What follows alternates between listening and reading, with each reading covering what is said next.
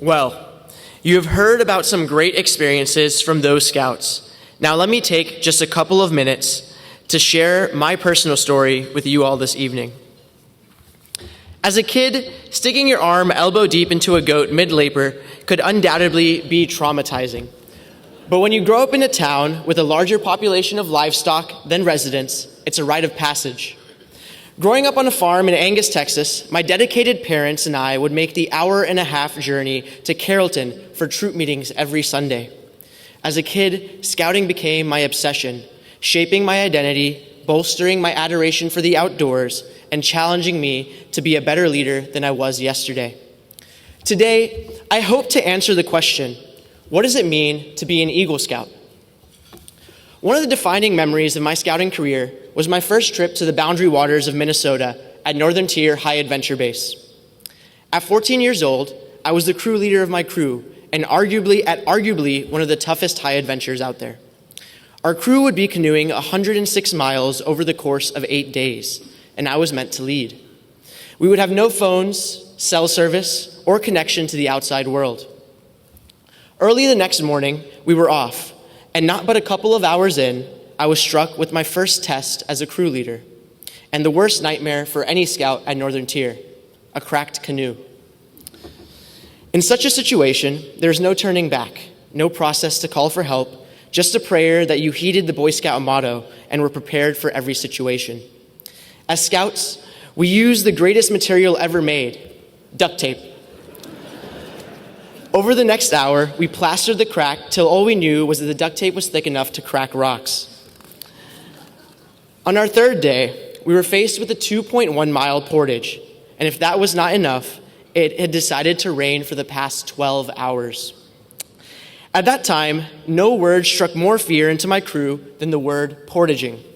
For those of you unfamiliar with the term, portaging is when the 9 of you have to empty your canoes, put on 50 to 80-pound backpacks, and lift your canoes above your head and hike anywhere between 10 steps to a couple miles between lakes. As my crew began the trail, we soon learned what it meant to swim through mud. Over the next 2 miles, we took each step without knowing when our feet would stop sinking. Mud absolutely engulfed one of the 2 pairs of clothes that we were allowed to bring. And as if that was not enough that night, the rain and wind never ceased, ultimately snapping one of our tent poles and ripping a 3-foot gash through a tent, rendering it useless. However, this was not the greatest of our challenges. Our cracked canoe, coupled with terrible rain and a ruptured tent, has set us behind schedule, and I had to make a decision to make up ground. The next morning, our crew was up at 4 a.m. and was on the water before 5. It was a day in which we needed to cover 22 miles of our journey in order to be back on schedule. And with the winds at our back, we finished the day with 25 miles. But it is in these moments when we feel most in control as a leader that life throws us its most challenging tests.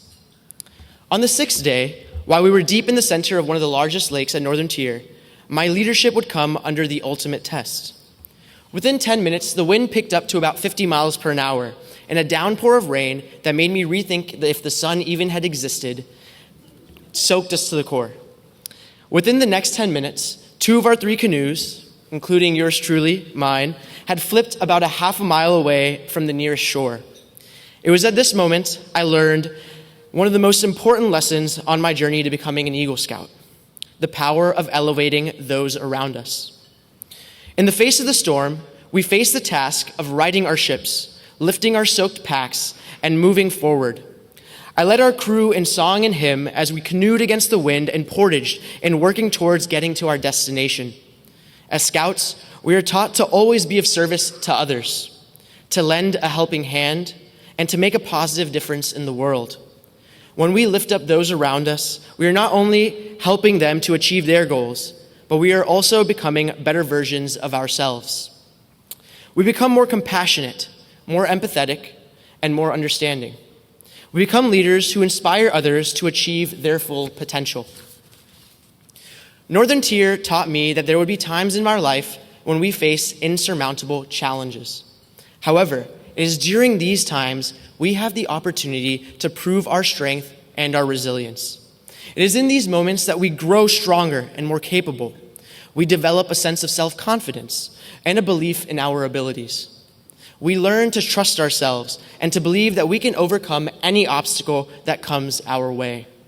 But what I'm truly here to share with you today is that these journeys do not end in scouting. In September of 2020, my father was diagnosed with a severe case of sciatica, which left his right leg in temporary paralysis. The news came in the height of the COVID pandemic, a time in which my father's business had already begun to suffer financially. His medical condition left me with the tough decision to come home from college and support my family financially.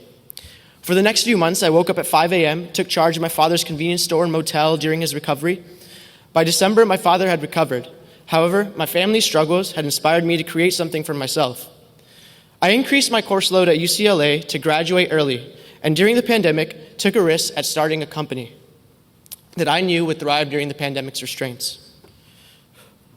I took the $8,000 I'd saved while working for law firms in LA and launched Schmacked, a carbon-neutral, college-based delivery service, on January 17th, 2021.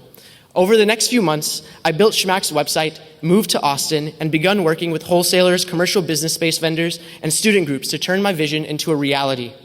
Schmacked went from a company where I was a sole employee delivering orders by scooter for 91 hours a week, all while taking my classes online, to a company with over 32 part-time student employees, a fleet of electric scooters, and an office at the heart of UT Austin. Just a year and a half later,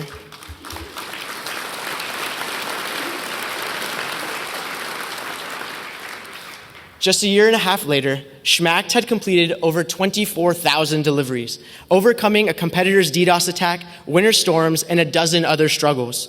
Its success led to the acquisition of its book of business this past summer, providing me with the freedom to pursue my goal of attending law school and breaking into the legal field.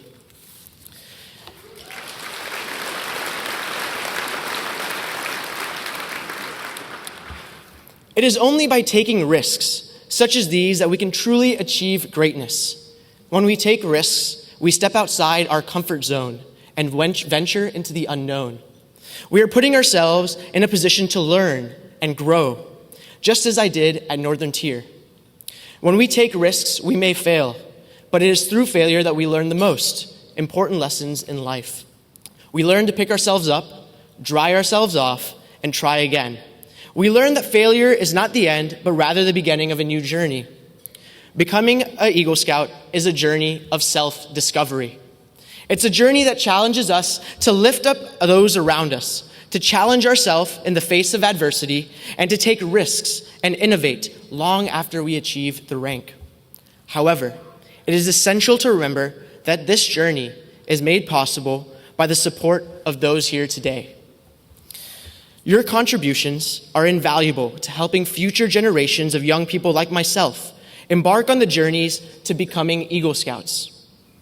Your support allows us to provide the resources, guidance, and mentorship necessary for our youth to grow, learn, and develop into strong, capable, compassionate leaders. Your influence helps shape the future, and we are truly grateful for your partnership in this journey. Thank you for your commitment to empowering the next generation of Eagle Scouts and being the catalyst for their journeys.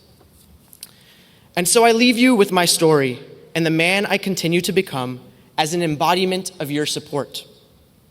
The future of our communities, our businesses, and our government is very much intertwined in the fate of scouting.